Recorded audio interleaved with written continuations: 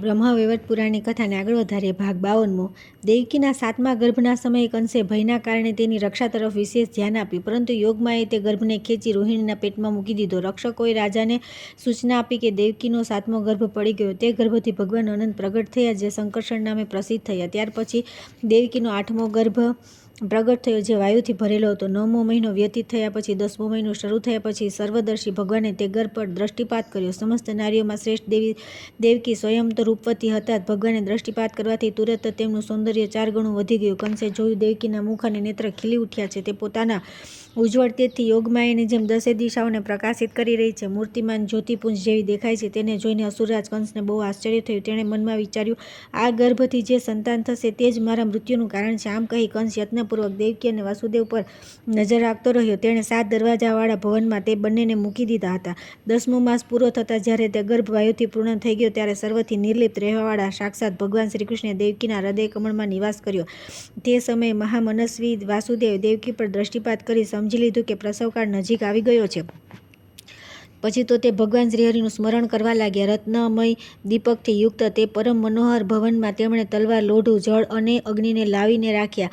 મંત્રજ્ઞ મનુષ્ય તથા ભાઈ બંધુઓની સ્ત્રીઓને પણ બોલાવી લીધી. ભયથી વ્યાકુળ વાસુદેવ વિદ્વાન બ્રાહ્મણ તથા બંધુઓને પણ સાદર બોલાવ્યા. આ સમયે જ્યારે રાત્રિના 2 પહોર પસાર થઈ ગયા, તે વખતે આકાશમાં વાદળો ઉમટી આવ્યા, વીજળીઓ ચમકવા લાગી, અનુકૂળ વાયુ ચાલવા લાગ્યો તથા રક્ષકો નિંદ્રાના કારણે સૈયા પર જાણે મરી ગયા હોય એવા બેભાન થઈને પડી ગયા. ત્યારે ધર્મો, બ્રહ્મા અને શિવ વગેરે દેવેશ્વરો ત્યાં આવ્યા અને ગર્ભસ્થ પરમેશ્વરની સ્તુતિ કરવા લાગ્યા. દેવતા બોલ્યા, ભગવાન, તમે સમસ્ત સંસારની ઉત્પત્તિના સ્થાન છો, પરંતુ તમારી ઉત્પત્તિનું સ્થાન કોઈ નથી. તમે અનંત, અવિનાશી, નિષ્પાપ, સગુણ, નિર્ગુણ તથા મહાન જ્યોતિ સ્વરૂપ છો. તમે નિરાકાર હોવા છતાં પણ ભક્તોના અનુરોધથી સાકાર બની જાઓ છો. તમારા પર કોઈનો અંકુશ કે નિયંત્રણ નથી. તમે સર્વથા સ્વચ્છંદ, સર્વસ્વર, સર્વરૂપ તથા સમસ્ત ગુણોના આશ્રય છો. તમે સંતોને સુખ આપનારા, દુષ્ટોને દુઃખ પ્રદાન કરનારા, દુર્ગમ સ્વરૂપ તથા દુર્જનોના નાશક છો. તમારા સુધી તર્કની પહોંચ નથી. તમે સૌના આધાર છો. તમે શંકા અને ઉપદ્રવથી રહી છો. ઉપાધિ શૂન્ય, નિર્લિપ્ત અને નિરી છો. મૃત્યુના પણ મૃત છો. પોતાના આત્મામાં રમણ કરવાવાળા, પૂર્ણકામ, નિર્દોષ અને નિત્ય છો. તમે સૌભાગ્યશાળી અને દુર્ભાગ્ય રહિત છો તથા પ્રવચન કુશળ છો. તમને રીઝવવા અથવા તમારી અવહેલના કરવી એ કઠણ જ નહીં, બલ્કે અસંભવ છે. તમારા નિશ્વાસથી વેદોનું પ્રાગટ્ય થયું છે, તેથી તમે તેમના પ્રાદુર્ભાવમાં હેતુ છો. બધા વેદ તમારું સ્વરૂપ છે. છંદ વગેરે વેદાંગ પણ તમારાથી ભિન્ન નથી. આ પ્રમાણે કહીને દેવતાઓએ વારંવાર તેમને પ્રણામ કર્યા. તે બધાના નેત્રોમાં હર્ષના આંસુ છલકાઈ રહ્યા.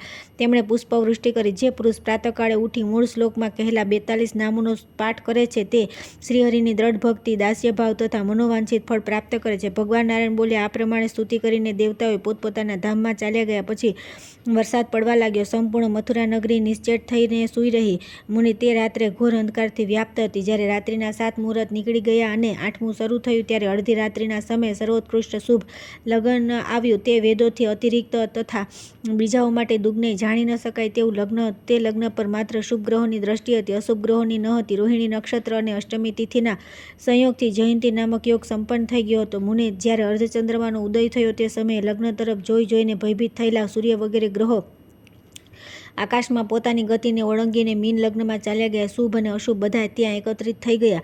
વિધાતાની આજ્ઞાથી 1 મુહૂર્તના માટે તે બધા ગ્રહ પ્રસન્નતાપૂર્વક 11મા સ્થાનમાં જઈને સ્થિત થઈ ગયા. મેઘ વર્ષા કરવા લાગ્યો. ઠંડો પવન ચાલ્યો. પૃથ્વી અત્યંત પ્રસન્ન હતી. 10 દિશાઓ સ્વચ્છ થઈ ગઈ. ઋષિ, મુનિ, યક્ષ, ગંધર્વ, કિન્નર, દેવતા અને દેવીઓ બધા પ્રસન્ન હતા. અપ્સરાઓ નૃત્ય કરવા લાગી. ગંધર્વાજ અને વિદ્યાધરીઓ ગીત ગાવા લાગ્યા. અગ્નિહોત્રના અગ્નિઓ પ્રજ્વલિત થઈ ઉઠ્યા. સ્વર્ગમાં દેવતાઓના વાજિંત્રો વાગવા લાગ્યા. ખીલેલા પારિજાતના પુષ્પોની જળી વરસવા લાગી. પૃથ્વીને નારીનું રૂપ ધારણ કરી સ્વયં સૂતિકા ગૃહમાં આવી. ત્યાં જય જયકાર, શંખનાદ અને હરિકીર્તનના શબ્દ ગુંજી રહ્યા હતા. એ સમયે સતી દેવકી ત્યાં પડી ગયા. તેમના ઉદરમાંથી વાયુ નીકળી ગયો અને ત્યાં ભગવાન શ્રીકૃષ્ણ દિવ્ય રૂપ ધારણ કરીને દેવકીના હૃદય કમળના કોષથી પ્રગટ થઈ ગયા. તેમનું શરીર અત્યંત સુંદર, પરમ મનોહર હતું. 2 ભુજાઓ હતી. હાથમાં વાંસળી શોભી રહી હતી. કાનોમાં મકરાકૃત કુંડળ ઝગમગી રહ્યા હતા. મુખ મંદ હાસ્યની છટાથી પ્રસન્ન લાગતું હતું. તેઓ ભક્તો પર કૃપા કરવા માટે ઉત્સુક દેખાતા હતા. શ્રેષ્ઠ મણિ રત્નોના સાર તત્વથી નિર્મિત આભૂષણ તેમના શરીરની શોભા વધારી રહ્યા હતા. પીતાંબરથી સુશોભિત શ્રી વિગ્રહની કાંતિ, નૂતન મેઘ જેવી શ્યામ હતી. ચંદન, અગર, કસ્તુરી અને કુમકુમના દ્રવથી નિર્મિત અંગરાગ બધા અંગોમાં લાગેલો હતો. તેમનું મુખ ચંદ્ર શરદ પૂર્ણિમાના ચંદ્રમાની શુભ જ્યોત્સનાને તિરસ્કૃત કરી રહ્યું હતું. બિંબફળ જેવા લાલ અધરના કારણે તેની મનોહરતા વિશેષ વધતી ગઈ હતી. માથા પર મોરપંખનો મુગટ તથા ઉત્તમ રત્નમય કિરીટથી શ્રીહરિની દિવ્ય જ્યોતિ વિશેષ પ્રકાશિત થઈ ઉઠી હતી. વાંકી કમર, ત્રિભંગી ઝાંખી, વનમાળાનો શૃંગાર, વક્ષમાં શ્રીવત્સની સ્વર્ણમય રેખા અને તેની ઉપર કૌસ્તુભ મણિની ભવ્ય પ્રતિભા અદ્ભુત શોભા થઈ રહી હતી. તેમની કિશોરાવસ્થાથી તે શાંત સ્વરૂપ ભગવાન શ્રી બ્રહ્મા અને મહાદેવજીના પ્રાણ વલ્લભ છે. મુનિ વાસુદેવ અને દેવકી તેમને પોતાની સમક્ષ જોયા. તેમને બહુ આશ્ચર્ય થયું. વસુદેવજીએ દેવકીને સાથે અશ્રુપૂર્ણ નયન, પુલકિત શરીર તથા નતમસ્તક થઈ હાથ જોડી ભક્તિભાવથી તેમની સ્તુતિ કરી. વસુદેવજી બોલ્યા, ભગવાન, તમે શ્રીમાન, સહજ શોભાથી સંપન્ન, ઇન્દ્રિયાતીત, અવિનાશી, નિર્ગુણ, સર્વવ્યાપી, ધ્યાન દ્વારા પણ કોઈને વશ ન થનારા, સ્વેચ્છામય, સર્વ સ્વરૂપ, સ્વચ્છંદ રૂપધારી, અત્યંત નિર્લિપ્ત પરબ્રહ્મ અને સનાતન બીજ રૂપ છો. તમે સ્થૂળથી પણ અતિસ્થૂળ, સર્વત્ર વ્યાપ્ત, અતિશય સૂક્ષ્મ, દ્રષ્ટિગોચર ન થનારા, સમસ્ત શરીરમાં સાક્ષી રૂપે સ્થિત તથા અદ્રશ્ય છો. સાકાર, નિરાકાર, સગુણ, ગુણોના સમૂહ, પ્રકૃતિ, પ્રકૃતિના શાસક તથા પ્રાકૃત પદાર્થોમાં વ્યાપ્ત હોવા છતાં પણ પ્રકૃતિથી પર વિદ્યમાન છો.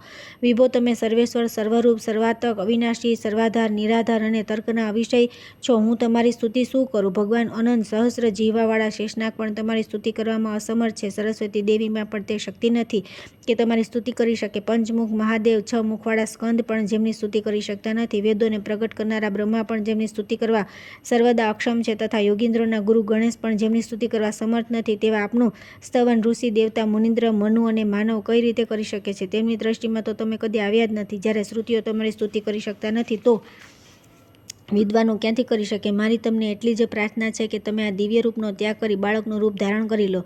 જે મનુષ્યો વસુદેવજી દ્વારા કરવામાં આવેલા આ સ્તોત્રનો 3 સંધ્યાઓના સમયે પાઠ કરે છે તે શ્રીકૃષ્ણ ચરણારવિંદોની દાસ્ય ભક્તિ પ્રાપ્ત કરી લે છે. તેને વિશિષ્ટ તથા હરિભક્ત પુત્રની પ્રાપ્તિ થાય છે. તે સંપૂર્ણ સંકટોથી શીઘ્ર પાર થઈ જાય છે અને શત્રુના ભયથી છૂટી જાય છે. ભગવાન નારાયણ કહે છે કે વસુદેવજીની વાત સાંભળી ભક્તો પર અનુગ્રહ માટે ઉત્સુક રહેનારા પ્રસન્ન વદન શ્રીહરિએ સ્વયં આ પ્રમાણે કહ્યું. શ્રીકૃષ્ણે કહ્યું કે હું તપસ્યાના ફળથી જ આજે તમારો પુત્ર થયો છું. તમે ઈચ્છાનુસાર વરદાન માગો, તમારું કલ્યાણ થશે, એમાં સંશય નથી. પૂર્વકાળમાં તમે તપસ્વીઓમાં શ્રેષ્ઠ પ્રજાપતિ કશ્યપતા અને સુતપા માતા અદિતિ તમારી સાથે હતા. તમે બંને તપસ્યા દ્વારા મારી આરાધના કરી હતી. તમે ત્યાં વરદાનમાં મારા જેવો પુત્ર માગ્યો. મેં તમને તે વરદાન આપી દીધું. ત્યાર પછી મેં વિચાર કર્યો કે મારા સમાન તો ત્રિભુવનમાં કોઈ છે જ નહીં.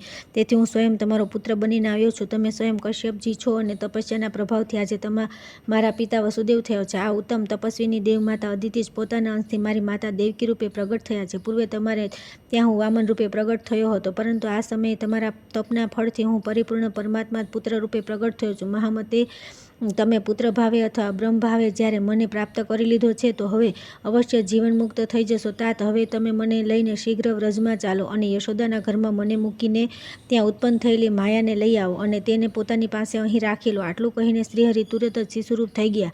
શ્યામળ પુત્રને પૃથ્વી પર સૂતેલો જેને વિષ્ણુની માયા મોહિત વસુદેવજી દેવકીજીને કહ્યું કે પ્રિય, આ કેવું તેજ પુંજ છે. આમ કહીને વસુદેવ દેવકીની સાથે થોડો વિચાર કરીને બાળકને ખોળામાં ઉઠાવી લીધો અને તેને લઈને તેઓ નંદના ગોકુળમાં જઈ પહોંચ્યા. જ્યાં નંદગામમાં યશોદા નિંદ્રાથી અચેત જેવા થઈ ગયા હતા. તેમણે સૈયા પર તેમને નિંદ્રાવસ્થામાં જોયા. સાથે સાથે નંદજી પણ ત્યાં નિંદ્રામાં બેસુધ થઈ રહ્યા હતા. ત્યાં ઘરમાં જે કોઈ પ્રાણી હતા તે બધા સૂઈ ગયા હતા. વસુદેવજીએ જોયું, તપાવેલા સુવર્ણ જેવી અને ગોર કાંતિવાળી એક બાલિકા પડી હતી. ઘરની છત પર દ્રષ્ટિ કરી રહી હતી. તેના પ્રસન્ન મુખ પર મંદ મુસ્કાનની છટા છવાઈ હતી. તેને જોઈને વસુદેવજી ભારે વિસ્મય થયો. તેઓ તુરત જ પુત્રને ત્યાં સુડાવીને બીતા બીતા કન્યાને લઈ મથુરા તરફ રવાના થયા અને જ્યાં દેવકીજી હતા તે સૂતિકાગૃહમાં જઈ પહોંચ્યા. ત્યાં તેમણે તે મહામાયા સ્વરૂપિણી બાલિકાને સુવાડી દીધી. બાલિકા જોર જોરથી રડવા લાગી. તે જોઈને દેવકી ધ્રુજી ઉઠ્યા. તે બાલિકાના રડવાના અવાજે રક્ષકોને જગાડી દીધા. રક્ષકો તુરત સાવધાન થઈ ગયા અને તે બાલિકાને છીનવી લઈને કંસની પાસે પહોંચી ગયા. દેવકી અને વસુદેવ પણ શોક સંતપ્ત થઈ તેની પાછળ પાછળ ગયા. મહામુનિ બાલિકાને જોઈને કંસને બહુ પ્રસન્નતા ન થઈ. તે રડતી બાળકી પર પણ તેને દયા ન આવી. તે ક્રૂર કર્મી અસુર તે બાલિકાને લઈને પથ્થર ઉપર પછડવા માટે આગળ વધ્યો. તે સમયે વસુદેવ અને દેવકીએ બહુ જ આદરપૂર્વક તેને કહ્યું કે નૃપશ્રેષ્ઠ કંસ, તમે નીતિશાસ્ત્રમાં નિપુણ છો, વિદ્વાન છો, તેથી અમારી સાચી નીતિયુક્ત અને મનોહર વાત સાંભળો. ભૈયા, તમે અમારા ભાઈબંધુ થઈને પણ અમારા 6 પુત્રોનો વધ કરી નાખ્યો, છતાં તમને દયા આવતી નથી. હવે 8મા ગર્ભમાં આ બાલિકા પ્રાપ્ત થઈ છે. અમારી આ બાળકીને મારીને તમને પૃથ્વી પર કયું ઐશ્વર્ય પ્રાપ્ત થઈ જશે? શું એ કબડા યુદ્ધના સમયે તમારી રાજ્યલક્ષ્મીનું હનન કરવા સમર્થ થઈ શકે? આમ કહીને વસુદેવ અને દેવકી બંને દુરાત્મા કંસની સામે કલ્પાત કરીને રડવા લાગ્યા. કંસ બહુ નિર્દયી હતો. તેણે તે બંનેની વાત સાંભળીને આ પ્રમાણે ઉત્તર આપ્યો. કંસ બોલ્યો, બહેન, મારી વાત સાંભળો, હું તમને સમજાવું છું. વિધાતા ભાગ્યવશ એક તણખલા દ્વારા પર્વતને ધરાશાયી કરવા સમર્થ છે. એક કીડા દ્વારા સિંહ અને વાઘને નષ્ટ કરી શકે છે. શિશુ દ્વારા મહાન વીરનો, ક્ષુદ્ર જંતુઓ દ્વારા વિશાળકાય પ્રાણીનો, ઉંદર દ્વારા બિલાડીનો અને દેડકા દ્વારા સર્પનો વધ કરાવી શકે છે. આ પ્રમાણે વિધાતાજન્ય ઉત્પન્ન થનાર દ્વારા જનકનો, ભક્ષ્ય દ્વારા ભક્ષકનો, અગ્નિ દ્વારા જળનો અને સૂકા તણખલા દ્વારા અગ્નિનો નાશ કરવામાં સમર્થ છે. એકમાત્ર બ્રાહ્મણ જહનુએ 7 સમુદ્ર પી લીધા હતા. તેથી 3 લોકમાં વિધાતાની વિચિત્ર ગતિને સમજવી બહુ મુશ્કેલ છે. દેવયોગથી આ બાલિકા જ મારો નાશ કરવામાં સમર્થ થઈ જશે. તેથી હું બાલિકાનો પણ વધ કરી નાખીશ. આ વિષયમાં વિચાર કરવાની જરૂર નથી. આમ કહીને કંસ તે બાલિકાને મારવા જ ચાહતો હતો. ત્યારે વસુદેવે ફરી તેને કહ્યું કે રાજન, તમે અત્યાર સુધી જે હિંસા કરી છે તે બધી જ વ્યર્થ છે. કરી કૃપાનિધિ હવે આ બાળકીને મને આપી દો. મહામુનિ તેમની વાત સાંભળીને વિચારશીલ કંસ સંતુષ્ટ થઈ ગયો. તે સમયે તેને બોધ કરાવતી આકાશવાણી પણ સંભળાઈ. ઓ મઢ કંસ, તું વિધાતાની ગતિને જાણ્યા વિના કોને મારી રહ્યો છે? તારો વધ કરનાર બાળક કોઈ સ્થળે ઉત્પન્ન થઈ ગયો છે. સમય આવ્યે પ્રગટ થશે. આ દેવવાણી સાંભળી રાજા કંસે બાલિકાને છોડી દીધી. વાસુદેવ અને દેવકી તેને પ્રાપ્ત કરી બહુ પ્રસન્ન થયા. તેઓ તે બાલિકાને લઈને ઘેરે પાછા આવી ગયા. મરી ગયેલી કન્યા જાણે ફરી જીવતી હોય એ રીતે તેને પ્રાપ્ત કરી. વસુદેવજી બ્રાહ્મણોને ઘણું દાન ધન આપ્યું. વિપ્રવર તે કન્યા પરમાત્મા શ્રીકૃષ્ણની મોટી બહેન થઈ. પાર્વતીના અંશથી તેનો આવિર્ભાવ થયો તો લોકમાં તે એકાંશા નામે વિખ્યાત થઈ. દ્વારકામાં રૂકમણીના વિવાહના અવસર પર તે કન્યાને ભગવાન શંકરના અંશાવતાર દુર્વાસાના હાથમાં આપી દીધી હતી. મુને આ પ્રમાણે શ્રીકૃષ્ણ જન્મના વિષયમાં બધી વાતો કહેવામાં આવી. આનું વારંવાર પઠન જન્મ, મૃત્યુ અને વૃદ્ધત્વના કષ્ટને નષ્ટ કરનારું સુખદાયક અને પુણ્યદાયક છે. ત્યાર પછી આવે છે જન્માષ્ટમી વ્રતમાં પૂજન, ઉપવાસ તથા મહત્વ વગેરેનું નિરૂપણ. નારદ બોલ્યા, ભગવાન, જન્માષ્ટમીના વ્રત સમસ્ત વ્રતોમાં ઉત્તમ કહેવામાં આવ્યું છે, તેથી તમે તેનું વર્ણન કરો. જે જન્માષ્ટમી વ્રતમાં જયંતી નામક યોગ પ્રાપ્ત થાય છે તેનું ફળ શું છે?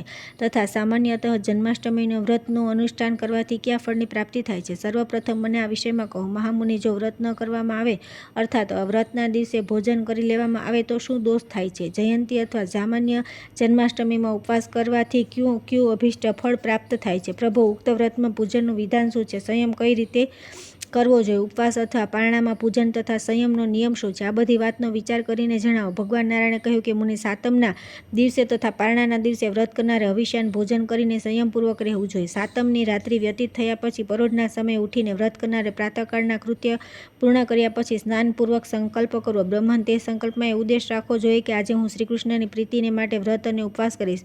મનવાદી તિથિ પ્રાપ્ત થવાથી સ્નાન અને પૂજન કરવાથી જે ફળ મળે છે તે ફળ શ્રાવણ મહિનાની અષ્ટમી તિથિએ સ્નાન અને પૂજન કરવાથી કરોડો ગણું વધારે મળશે. તે દિવસે જો પિતરોને માટે જળ અર્પણ કરે છે તે જાણે સતત 100 વર્ષો સુધી પિતરોની તૃપ્તિ માટે ગયા શ્રાદ્ધનું સંપાદન કરી લે છે, એમાં સંશય નથી. સ્નાન અને નિત્યકર્મ કરીને સૂતિકા ગૃહનું નિર્માણ કર્યું. ત્યાં લોઢાનું ખડક, પ્રજ્વલિત અગ્નિ તથા રક્ષકોનો સમૂહ પ્રસ્તુત કરે છે. અન્ય અનેક પ્રકારની જરૂરી સામગ્રી રાખવી. વિદ્વાન પુરુષ યત્નપૂર્વક એક એવી સ્ત્રીને પણ ત્યાં ઉપસ્થિત રાખે જે ધોવાનું કામ કરે. સુંદર ષોડોપચાર પૂજનની સામગ્રી, 8 પ્રકારના ફળ, મીઠાઈ અને દ્રવ્ય, આ બધાનો સંગ્રહ કરો. નારદજી, જાયફળ, કંકોલ, દાડમ, શ્રીફળ, નાળિયેર, લીંબુ અને કોળું વગેરે ફળોનો સંગ્રહ કરો. આસન, સંધ્યા, ગંધ, પુષ્પ, નૈવેદ્ય, તાંબુલ, અનુલેપન, ધૂપ, દીપ અને આભૂષણ, આ 16 ઉપચાર છે. સ્નાન પછી પગ ધોઈને 2 ધોયેલા વસ્ત્ર ધારણ કરીને આસન પર બેસવું અને આચમન કરીને સ્વસ્તિ વાચન પૂર્વક કળશ સ્થાપન કરવું. કળશની 5 દેવતાઓની પૂજા કરવી. કળશ પર પરમેશ્વર શ્રીકૃષ્ણનું આહ્વાન કરી વસુદેવ, દેવકી, નંદ, યશોદા, બળદેવ, રોહિણી,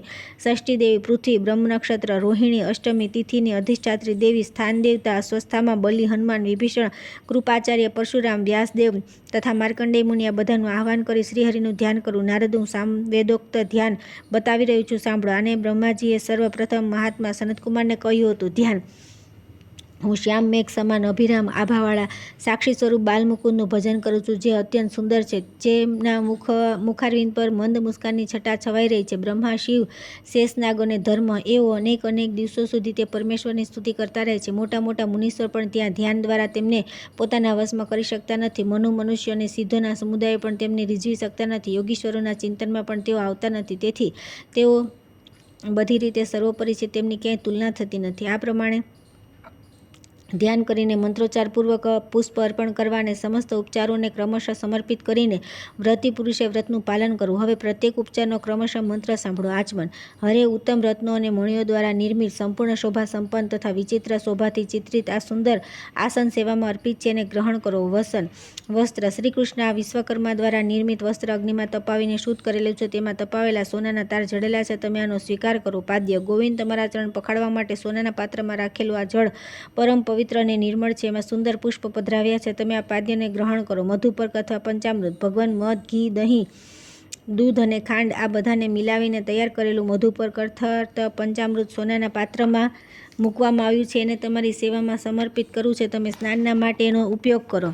અર્ધ્ય. હરે દુર્વા, અક્ષત, શ્વેત પુષ્પ અને સ્વચ્છ જળથી યુક્ત આ અર્ધ્ય સેવામાં સમર્પિત છે. એમાં ચંદન, અગર અને કસ્તુરી પણ પધરાવ્યા છે. તમે આને ગ્રહણ કરો. આચમન્ય. પરમેશ્વર સુગંધિત વસ્તુથી વાસિત આ શુદ્ધ, સુસ્વાદપૂર્ણ અને સ્વચ્છ જળ આચમનને માટે યોગ્ય છે. તમે એને ગ્રહણ કરો. સ્નાનીય. શ્રી કૃષ્ણ સુગંધિત દ્રવ્યથી યુક્ત તથા સુવાસિત વિષ્ણુ તેલ તથા આમળાનું ચૂર્ણ સ્નાન માટે ઉપયોગી હોવાથી પ્રસ્તુત છે. એનો સ્વીકાર કરો.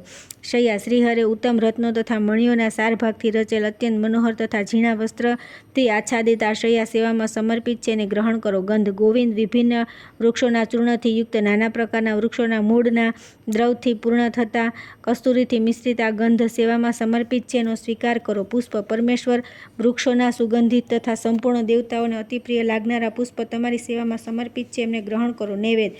ગોવિંદ સાકર, સ્વસ્તિક નામવાળી મીઠાઈ તથા અન્ય મીઠા પદાર્થોથી યુક્ત આ નૈવેદ્ય સેવામાં સમર્પિત છે. તે સુંદર પાકેલા ફળોથી સંયુક્ત છે. તમે તેનો સ્વીકાર કરો. હરે સાકર મિશ્રિત ઠંડુ સ્વાદિષ્ટ દૂધ, સુંદર પકવાન, લાડુ, મોદક, ઘી મિશ્રિત ખીર, ગોળ, મધ, તાજું દહીં અને છાશ આ બધા પદાર્થો નૈવેદ્યરૂપ તમારી સામે પ્રસ્તુત છે. તમે તે આરોગો. તાંબુલ.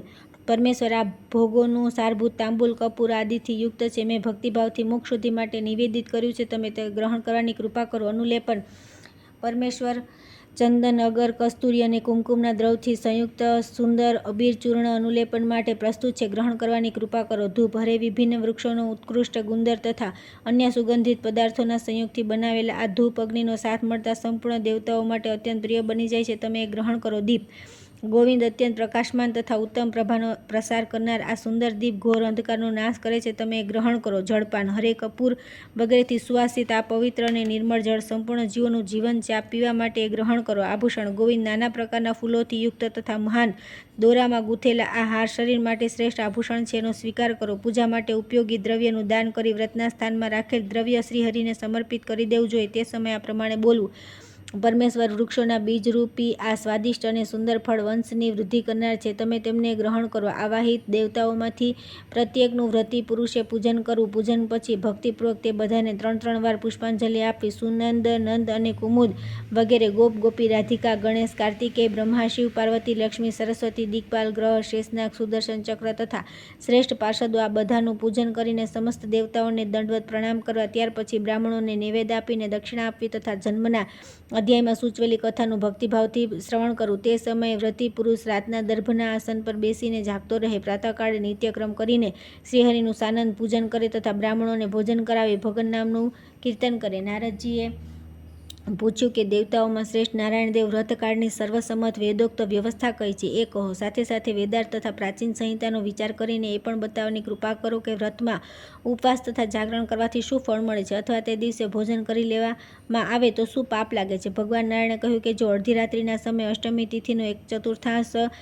બાકી રહેતો હોય તો તે જ વ્રતનો મુખ્ય સમય છે. તેમાં જ સાક્ષાત શ્રીહરિએ જન્મ લીધો છે. વ્રત જય અને પુણ્યપ્રદ છે, તેથી જયંતી કહેવામાં આવે છે. તેમાં ઉપવાસ વ્રત કરીને વિદ્વાન પુરુષે જાગરણ કરવું જોઈએ. આ સમયે સર્વનો અપવાદ મુખ્ય અને સર્વસંમત છે એવું વેદવેતાનું કથન છે. પૂર્વકાળમાં બ્રહ્માજી પણ આ જ પ્રમાણે કહ્યું હતું.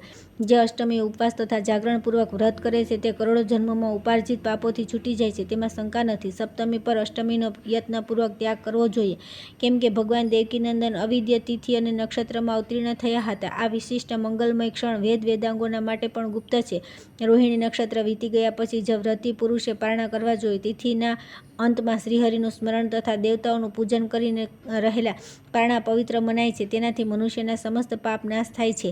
બધા જ ઉપવાસ વ્રતોમાં દિવસે પારણા કરવાનું વિધાન છે. તે ઉપવાસ વ્રતનું અંગભૂત, અભિષ્ટ, ફળદાયક તથા શુદ્ધિનું કારણ છે. પારણા ન કરવાથી ફળમાં ઉણપ આવે છે. રોહિણી વ્રત સિવાય બીજો કોઈ વ્રતમાં રાત્રે પારણા કરવા નહીં. મહારાત્રિ સિવાય બીજી રાત્રિમાં પારણા કરી શકાય નહીં.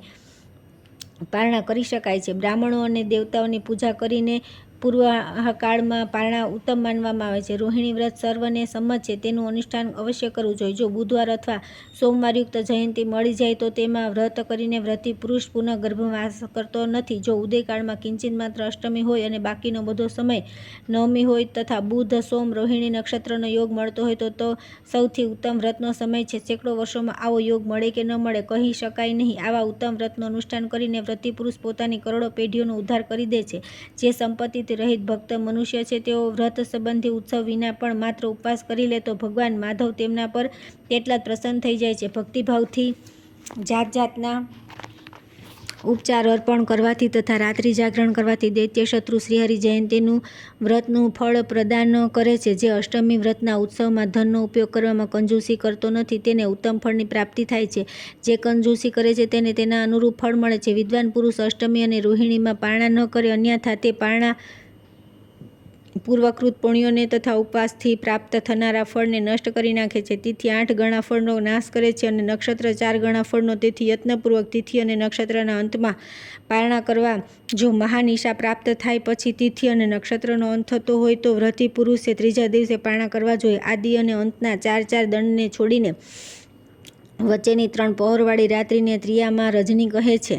તે રજનીના આદિ અને અંતમાં 2 સંધ્યાઓ થાય છે. જેમનામાંથી એકને દિનાદિ યા પ્રાતઃ સંધ્યા કહે છે અને બીજીને દિનાંત અથવા સાયં સંધ્યા. શુદ્ધા જન્માષ્ટમી તિથિએ જાગરણપૂર્વક વ્રતનું અનુષ્ઠાન કરીને મનુષ્ય 100 જન્મોના પાપથી છુટકારો મેળવી લે છે તેમાં સંશય નથી. જે મનુષ્ય શુદ્ધ જન્માષ્ટમીના વ્રત માત્ર ઉપવાસ કરે છે, વ્રતોત્સવ અથવા જાગરણ નથી કરતો, તે અશ્વમેઘ યજ્ઞના ફળનો ભાગી થાય છે. શ્રી કૃષ્ણ જન્માષ્ટમીના દિવસે ભોજન કરનાર નરાધમ ઘોર પાપો અને તેના ફળનો ભાગી થાય છે. જે ઉપવાસ કરવામાં અસમર્થ હોય તે બ્રાહ્મણને ભોજન કરાવે અથવા એટલા પૈસા આપી દે જેટલાથી તે 2 વાર ભોજન કરી શકે અથવા પ્રાણાયામ મંત્રપૂર્વક 1000 ગાયત્રીના જપ કરે તો વધારે સારું. વત્સમેત ધર્મદેવના મુખથી જે સાંભળ્યું હતું તે બધું તમને કઈ સંભળાવ્યું. વ્રત, ઉપવાસ અને પૂજાનું જે વિધાન છે તે ન કરવાથી જે દોષ લાગે છે તે બધું અહીં જણાવી દેવામાં આવ્યું છે. ત્યાર પછી આવે છે શ્રી કૃષ્ણનો અનિર્વચનીય મહિમા. ધરા અને દ્રોણની તપસ્યા, અદિતિ અને કદ્રુના પારસ્પરિક શાપથી દેવકી તથા રોહિણીના રૂપમાં ભૂતળ પર જન્મ, હળધર અને શ્રીકૃષ્ણના જન્મનો ઉત્સવ. નારદજીએ પૂછ્યું કે ભગવાન ગોકુળમાં યશોદા ભવનની અંદર શ્રીકૃષ્ણને મૂકીને જ્યારે વસુદેવજીએ મથુરા જવા પ્રસ્થાન કર્યું ત્યારે નંદરાયજીએ પુત્રોત્સવ કઈ રીતે મનાવ્યો? શ્રીહરિ ત્યાં રહીને શું કર્યું? તે કેટલા વર્ષો સુધી ત્યાં રહ્યા? પ્રભુ તમે તેમની બાળલીલાનું ક્રમશઃ વર્ણન કરો. પૂર્વકાળમાં ગોકુળમાં શ્રી રાધાની સાથે ભગવાને જે પ્રતિજ્ઞા કરી હતી વૃંદાવનમાં તે પ્રતિજ્ઞાનું પાલન તેમણે કઈ રીતે કર્યું? પ્રભુ તે સમયે ભૂતળ પર વૃંદાવનનું સ્વરૂપ કેવું હતું? તેમનું રાસમંડળ કેવું હતું? એ બધું કહો. રાસક્રીડા અને જળક્રીડાનું વિસ્તારથી વર્ણન કરો. નંદજીએ કોઈ તપસ્યા કરી હતી?